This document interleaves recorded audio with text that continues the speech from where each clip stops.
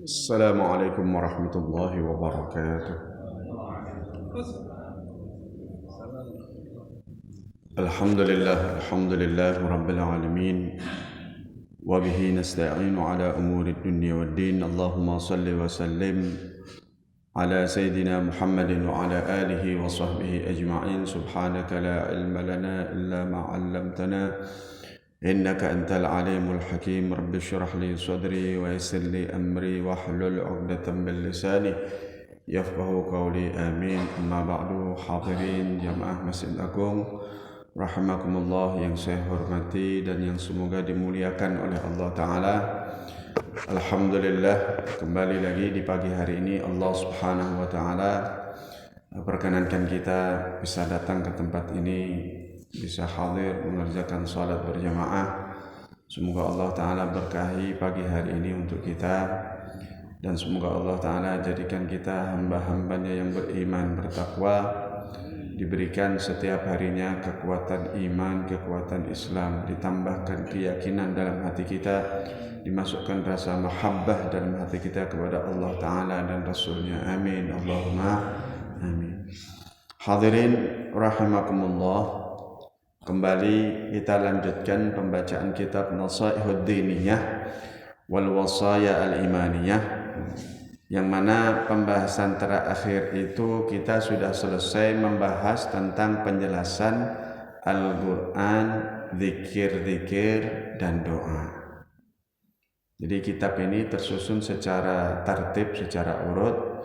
Diawali dengan pembahasan pertama tentang bagaimana itu makna, arti, penjelasan panjang lebar mengenai ketakwaan.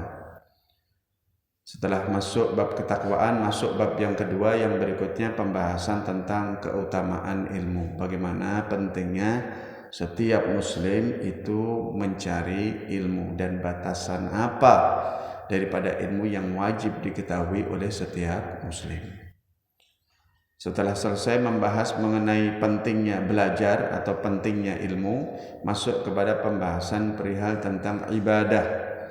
Bagaimana bab yang ketiga membahas tentang salat, tentang berikutnya bab keempat tentang zakat, kemudian bab yang kelima tentang puasa, bab yang keenam tentang haji, bab yang ketujuh kita baca yaitu tentang Al-Quran, zikir dan doa.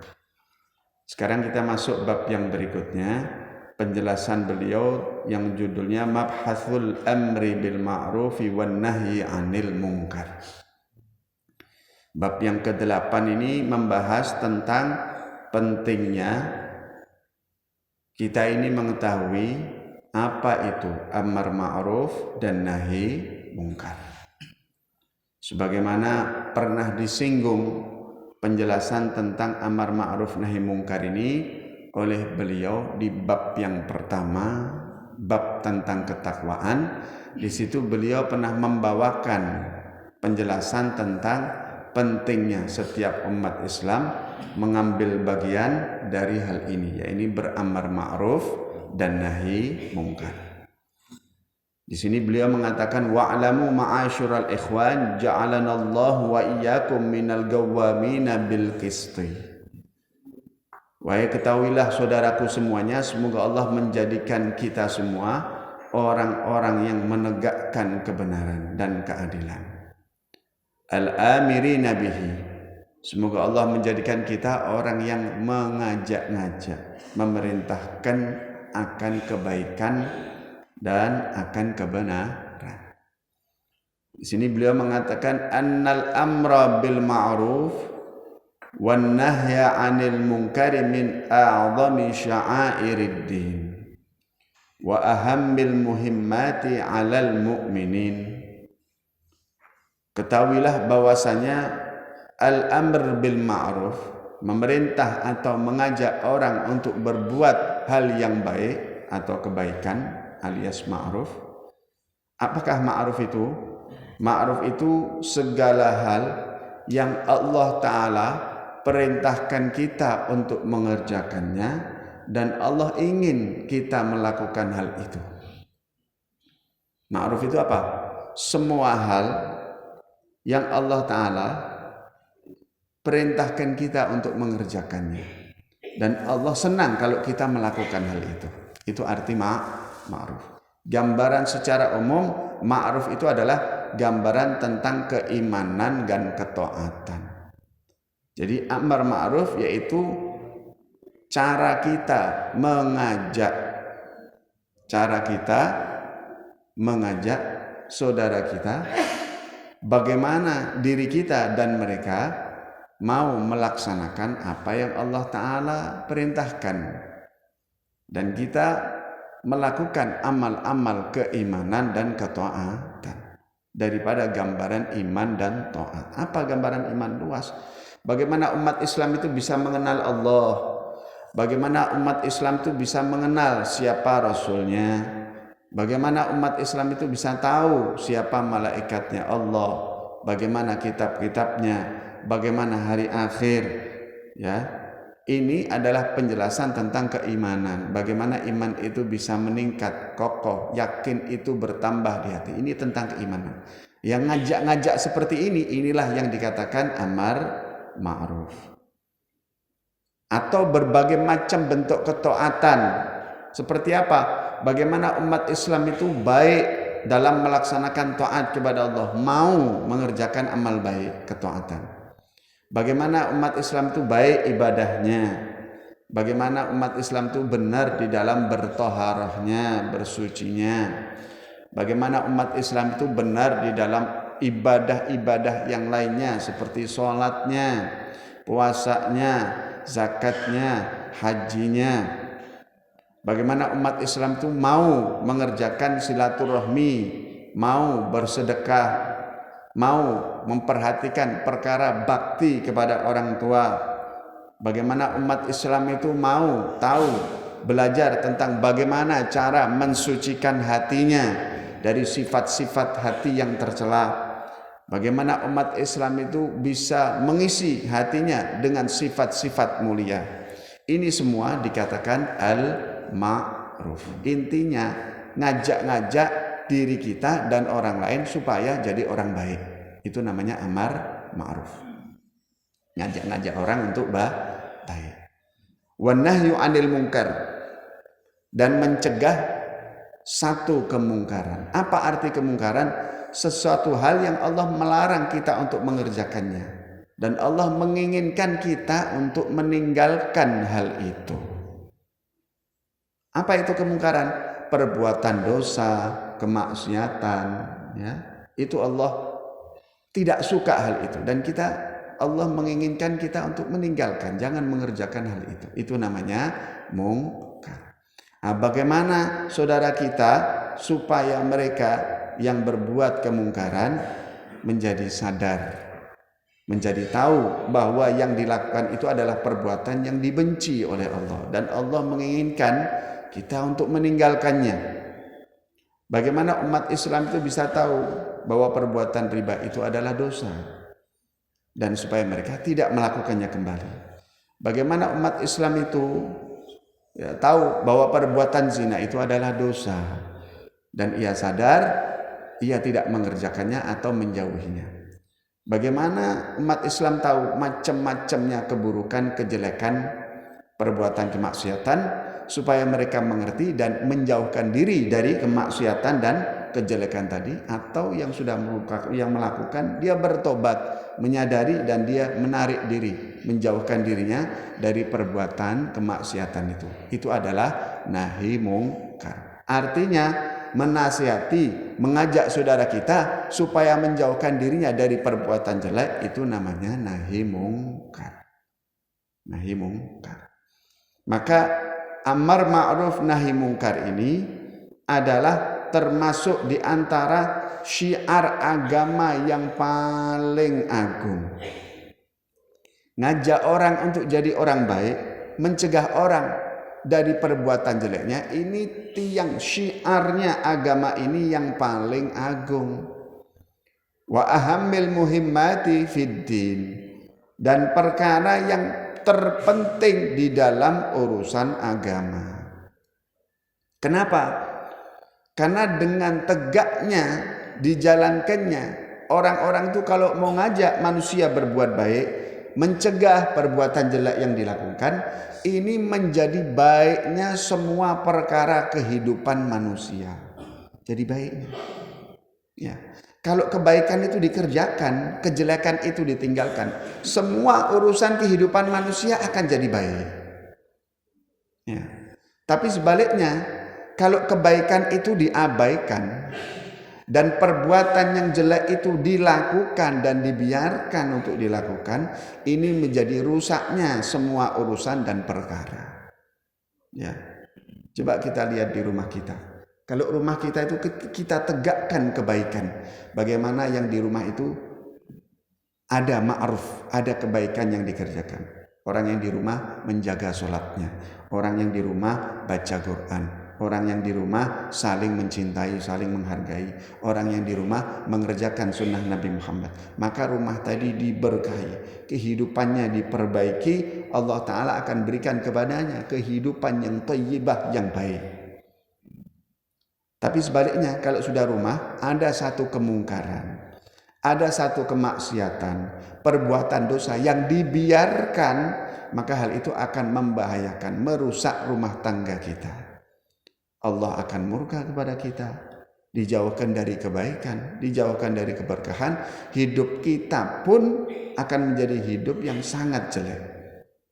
Hidup kita pun tidak tenang, kehidupan kita akan jadi kehidupan yang buruk, rumah tangga yang berantakan. Kenapa? Karena kemungkaran, kemaksiatan, kejelekan dibiarkan ada di rumah kita, dan itu jangan sampai terjadi. Nanti akan dijelaskan. Waqad amara Allah bidzalika fi kitabihi ala lisani rasulih sallallahu alaihi wasallam. Allah Subhanahu wa taala itu memerintahkan kita untuk kita menjadi kelompok orang-orang yang berbuat baik dan mengajak kepada kebaikan dan mencegah kepada perbuatan dosa dan kemungkaran. Melalui lisan Nabi Muhammad, Allah Ta'ala berfirman, wa hatha wa raghaba fi. Allah menghimbau dan mengajak kita supaya kita mau. Wa syaddada fi tarkih. Dan Allah Ta'ala mengancam orang yang tidak mau atau meninggalkan hal ini. Disebutkan ini, Allah Ta'ala berfirman dalam Al-Quran, wal takum minkum ummatun yad'una ilal khair. Jadilah kalian dari kelompok umat ini sekelompok kaum. Jadi umat Nabi Muhammad ini, kalian adalah umat Nabi Muhammad. Maka jadilah dari kelompok umat Nabi Muhammad ini sekelompok kaum yang sifatnya yad'u ilal khairi, mau ajak-ajak orang berbuat baik. Karena apa? Karena ini penting, urusan agama yang paling penting itu ngajak orang berbuat baik. Karena kalau tidak kita yang mengajarkan kebaikan di dalam rumah kita, kalau kita tidak mengajarkan kebaikan kepada keluarga kita, kerabat kita, kemudian tetangga, masyarakat kita, dari mana kebaikan itu akan dikenal oleh masyarakat? Kalau orang yang mengetahui itu diam akan kebenaran, maka bagaimana kebenaran itu akan diketahui oleh masyarakat? Kalau kita tahu bahwa perintah Allah Ta'ala itu wajib dikerjakan, kemudian kita tidak mengajak orang lain untuk mengerjakan perintah Allah, dari mana manusia akan melaksanakan perintah Allah? Maka ini pekerjaan yang mulia, pekerjaan yang agung, pekerjaannya para nabi, para rasul, dan pekerjaan para ulama, pewaris-pewaris nabi, dan orang-orang yang mau mengikuti mereka. Karena Allah sudah menyebutkan ini adalah kelompok dari umat yang tersendiri. Siapa? Jadilah kalian dari umat ini sekelompok yang mau ajak-ajak berbuat baik. Kemudian bagaimana? Ya'muruna bil ma'ruf. Kata Allah Ta'ala, jadilah engkau dari umat ini sekelompok kaum yang ngajak-ngajak kepada berbuat baik. Yad'u, ya ini berdakwah. Yaitu dengan engkau mengajak mereka mengerjakan amar ma'ruf, perbuatan-perbuatan yang baik dari keimanan dan ketaatan, wan nahyu anil munkar, dan bagaimana engkau itu bisa mencegah perbuatan kemungkaran, dosa, kemaksiatan itu supaya tidak dilakukan. Wa ulaika humul muflihun. Maka siapa-siapa yang menjadi kelompok umat yang punya sifat seperti ini, ngajak orang berbuat baik, ngajak orang mengerjakan ma'ruf, menasihati orang kalau berbuat kemungkaran. Ini adalah kelompok orang yang muflihun, sukses, dan dia beruntung mendapatkan saadah, kebahagiaan dunia dan akhirat. Ini satu pelajaran buat kita bahwa umat Islam itu tidak boleh acuh, cuek masalah kebenaran dan kebaikan. Menyampaikan kebaikan, mengajak-ngajak orang untuk berbuat baik, ini memang pekerjaannya para nabi dan para ulama. Tetapi Allah perintahkan ini untuk semua umat. Jadi umat Islam masing-masing dengan kapasitasnya sendiri-sendiri itu juga mestinya ambil bagian, punya jiwa untuk menasehati umat, membimbing umat. Bagaimana umat ini jadi baik, bagaimana umat Islam ini betul di dalam berpegang kepada agamanya, bagaimana umat Islam ini jauh dari hal yang bisa membinasakannya, jauh dari hal yang bisa menurunkan adab kepada mereka. Apa itu? Perbuatan dosa dan maksiat. Ambil andil bagian daripada ini sesuai dengan kapasitas kita masing-masing. Ngajak berdakwah itu bukan gambaran orang yang berdiri duduk di sini kemudian dia menyampaikan kajiannya. Kata ulama, siapa yang mengatakan bahwa berdakwah, ngajak orang berbuat baik itu adalah tausiah, ceramah, maka dia telah salah di dalam pendapatnya. Ngajak berbuat baik itu maknanya luas, maknanya itu universal, umum. Tidak hanya bicara di podium, tidak hanya memberikan tausiah dan kajian, enggak. Orang berdakwah, ngajak orang berbuat baik itu seperti Nabi SAW. Dengan ucapan, dengan perbuatan, dengan sikap, dengan iktikad. Tidak melulu dengan ucapan, tidak melulu dengan cara orang itu berpidato, tidak. Masing-masing di antara kita punya peluang untuk bisa ngajak orang berbuat baik. Bahkan terkadang mengajak orang berbuat baik itu dengan sikap dan tindakan kita, perilaku kita itu lebih mengena di hati orang yang melihatnya ketimbang kita mengajak orang lain untuk berbuat baik sebatas dengan lisan kita saja.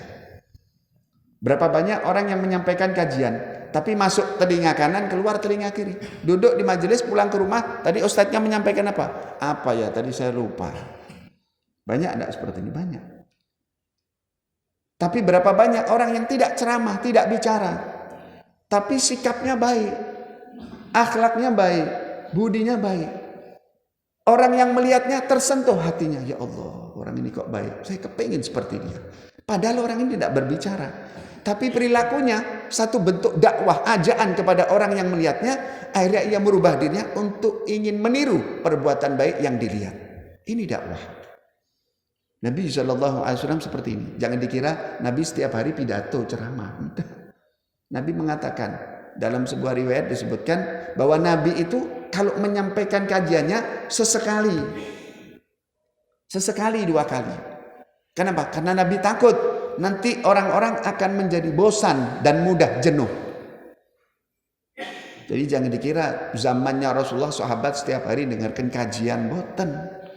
Sahabat itu lebih banyak mengambil ilmu dari Rasulullah dari akhlak, budi pekerti, bawaan, perilaku, keseharian Nabi SAW. Karena Nabi itu mengajak sahabatnya, mengajak umat untuk berbuat baik, amar ma'ruf nahi mungkar dengan ucapan, dengan perbuatan, dengan sunnah-sunnahnya. Tidak melulu bicara, tidak melulu ceramah, tidak. Jadi saya, panjenengan semuanya bisa ambil bagian sesuai dengan profesi masing-masing. Bagaimana seorang pedagang itu dia bisa ngajak pedagang yang lainnya untuk berbuat baik, mencegah dari kemungkaran. Bagaimana relasi teman dagang kita ajak. Ini loh dagang yang benar begini. Cara berjual beli muamalah yang baik seperti ini. Bagaimana mencegah mereka dari kemungkarannya? Kau jangan bermuamalah dengan bentuk perdagangan yang seperti ini. Jangan caranya seperti ini. Itu dosa, itu tidak berkah, itu tidak baik. Ya, ngajak. Kita mencontohkan dan kita juga menyampaikan. Bisa sesuai dengan kapasitas kita. Yang pengusaha bagaimana ngajak orang yang di bawahnya, pegawainya dan teman-temannya. Bagaimana cara usaha yang baik. Bagaimana pegawainya itu bisa bersikap amanah sebagai seorang pegawai. Ini amar ma'ruf. Melihat pegawainya yang tidak betul dalam melaksanakan pekerjaannya, ini jalan untuk mencegah mereka dari perbuatan jelek dan kemungkaran sesuai dengan kapasitasnya masing-masing. Yang di rumah sebagai ibu rumah tangga, bagaimana wanita di rumah tangganya dia mengajak yang ada di dalam rumahnya untuk berbuat baik. Sebagai ayah di rumahnya, bagaimana ayah bisa memimpin kebaikan yang ada di rumahnya supaya dilaksanakan. Kalau ada hal yang tidak baik, kemaksiatan di dalam rumah, bagaimana seorang ayah merubah hal itu yang ada pada diri anaknya atau keluarganya. Ini amar ma'ruf nahi mungkar sesuai dengan kapasitasnya. Kalau kita sebagai orang yang kecil kapasitasnya, hanya di situ memang Allah bebankan untuk kita. Sampai kepada level yang semakin tinggi, sampai kepada level yang paling besar, orang yang memimpin kekuasaan, yang punya jabatan. Karena luasnya kekuasaan, besarnya jabatan yang Allah berikan kepadanya, maka semakin luas jangkauan orang tadi untuk ngajak-ngajak berbuat baik dan mencegah dari kemungkaran sesuai dengan kapasitasnya. Jadi amar ma'ruf nahi mungkar bukan sekedar tugasnya para alim ulama, tapi tugas setiap insan, tugas kita. Bagaimana umat ini menjadi baik. Maka dari itu hadirin wal hadirat, kita ini jangan sampai jadi orang yang hanya sibuk dengan pekerjaan kita saja. Kita sibuk dengan mencari rezeki, sibuk dengan mencari pekerjaan kita, sibuk dengan mencari, mengkais sesuatu kebutuhan kita, tapi kita tidak ada sama sekali andil dalam urusan memperbaiki keadaan umat. Jangan sampai rugi kita. Kita ini harus punya andil. Apa kira-kira kemanfaatan yang ada pada diri saya ini yang bisa saya berikan untuk umat ini? Bagaimana umat Nabi Muhammad ini jadi orang baik? Maka ini pekerjaan yang paling mulia, pekerjaan yang paling istimewa. Bahkan dikatakan di dalam pembahasan yang kemarin, tidak ada orang yang besok kedudukannya paling dekat dengan Rasulullah. Orang tadi paling layak bersanding di sisi Rasulullah.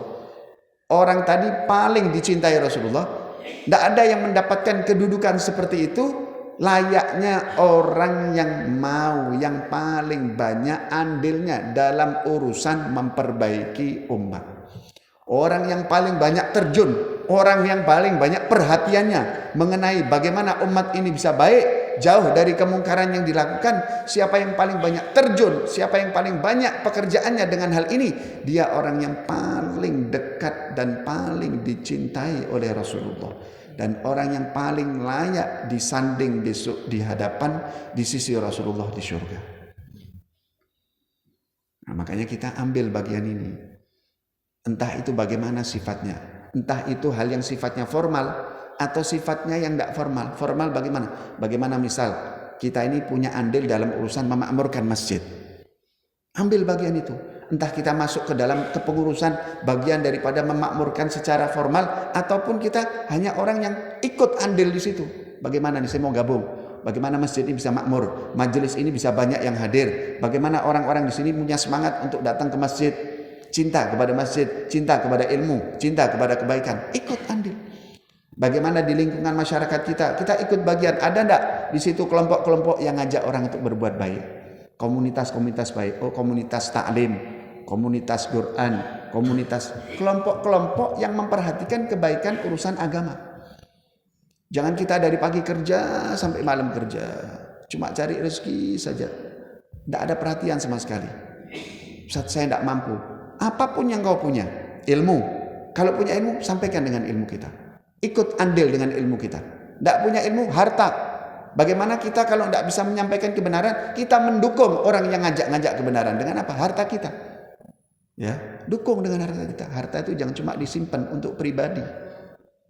Untuk berjuang. Ajak orang untuk berbuat baik. Kalau besok kita ingin di sisi Rasulullah dicintai, dekat dengan Nabi SAW. Jadi jangan pasif, yang aktif. Sesuai dengan kemampuan kita. Sesuai dengan batas kadar kita masing-masing. Karena memang ini perintah dari Allah. Dan Allah Ta'ala berfirman, kuntum khaira ummatin ukhrijat linnas. Kalian ini adalah sebaik-baik umat yang dikeluarkan di hadapan manusia, kepada manusia. Kalian ini umat Nabi Muhammad ini sebaik-baik umat. yang muncul di kalangan manusia.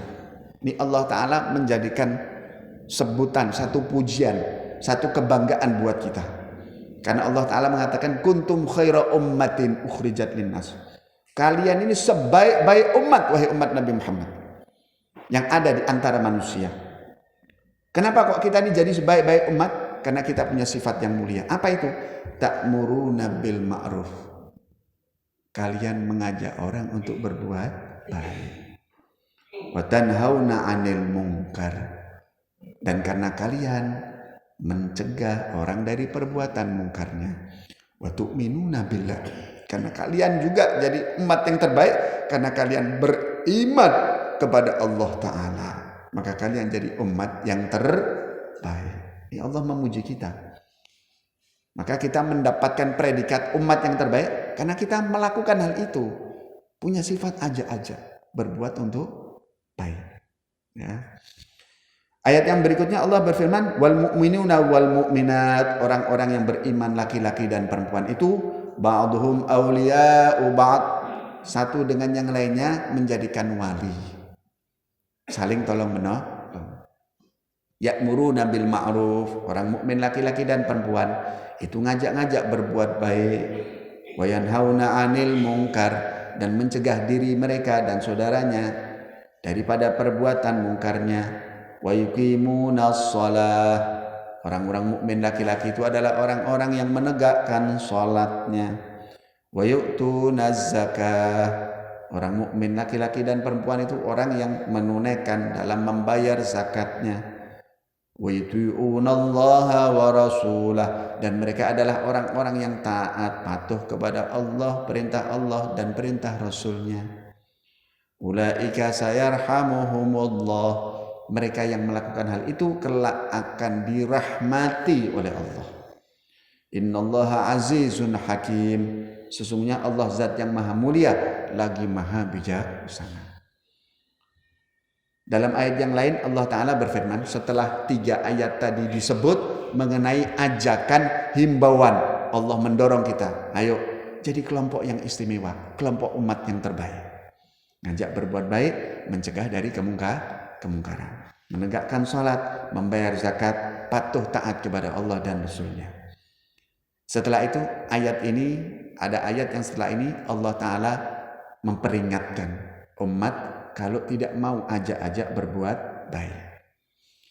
Disebutkan dalam surat Al-Maidah ayat 78 dan 79. Allah Ta'ala berfirman, lu'inal ladzina kafaru min bani Israil ala lisani Dawud wa Isa ibn Maryam. Sesungguhnya telah dilaknat kelompok orang-orang yang kufur dari kalangan Bani Israel itu. Mereka dilaknat ala lisani Dawud wa Isa ibn Maryam. Mereka dilaknat melalui lisan nabinya mereka sendiri, yaitu Nabi Dawud dan Nabi Isa putra Siti Maryam. Bayangkan, kaum Bani Israel ini yang kufur dilaknat melalui lisan nabinya sendiri. Nabi yang diutus itu melaknat. Allah Ta'ala saksi sebut dalam Al-Quran, Nabi Dawud, Nabi Isa melaknat kaumnya yang kufur. Kenapa kok Bani Israel itu sampai dapat laknat, ucapan laknat dari yang keluar dari lisan nabinya? Padahal Nabi itu kaum yang memimpin umatnya, membimbing, mendoakan, menarik mereka untuk berbuat kebaikan. Tapi kenapa kok Bani Israel sampai dapat laknat dari lisan nabinya sendiri? Keadaan yang sangat terhina, tercela dan terjelek. Kenapa kok mereka sampai dapat predikat seperti itu? Karena mereka dzalika, hal itu dikarenakan bima asau, karena mereka sudah bermaksiat kepada Allah dan Rasulnya. Wa kanu, dan mereka itu ya'tadun, sudah melewati batas, keterlaluan Bani Israel. Kanu, bagaimana keterlaluannya mereka? Kanu, mereka itu Bani Israel itu dulu la yatanahawna am munkarin fa'aluh. Mereka itu tidak pernah mencegah kemungkaran yang mereka saksikan dengan mata mereka, yang mereka lakukan dengan perbuatan mereka. Jadi dibiarkan, mau maksiat, mau zina, mau riba, mau dosa, mau minum khamar, mau mencuri, mau membunuh, mau berbuat jahat, mau mendolimi orang lain, semua Bani Israel itu cuek bebek, tidak peduli, acuh. Istilahnya mengatakan, yang penting kamu yang berbuat, saya tidak berbuat. Ya, kita jangan sampai seperti itu. Itu ada perbuatan dosa. Yang penting tidak ganggu kita. Yang penting tidak mengganggu kita. Terserah urusannya dia sama Allah. Yang penting kita tidak berbuat seperti itu. Jangan sampai. Ini namanya cuek. Tidak boleh ini. Bani Israel itu dilaknat gara-gara ini. Jangan sampai kita ini umat terbaik dapat laknat. Kenapa? Kita lihat kemungkaran tapi kita biarkan. Hal tidak baik kita cuek. Yang penting tidak ganggu kita. Yang penting kita tidak berbuat seperti yang mereka lakukan. Jangan seperti itu. Jangan diam. Kita harus memperbaiki. Ya.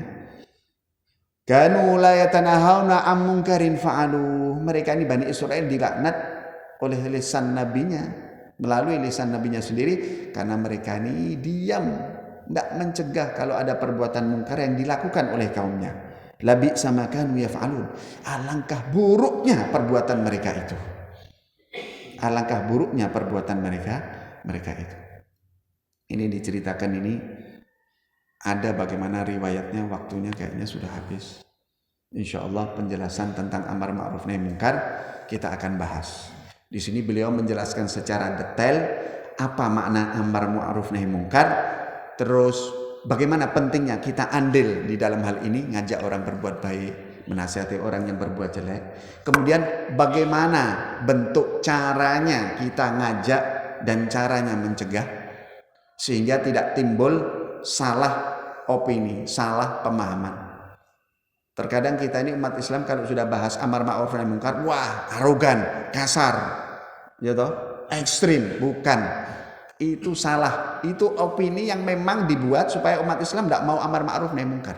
Nanti kalau kita baca di sini, kita tahu, oh ternyata amar ma'ruf nahi munkar itu seperti itu, indah, baik, santun, lemah lembut, kasih sayang. Tidak seperti yang digambarkan, waduh amar ma'ruf nahi munkar berarti saya suruh ekstrim, suruh berbuat kasar, berbuat arogan. Tidak sama sekali. Amar ma'ruf nahi munkar itu yang dicontohkan oleh Nabi SAW dengan etika, dengan adab, dengan kesabaran, dengan budi pekerti yang luhur. Nanti akan dibahas.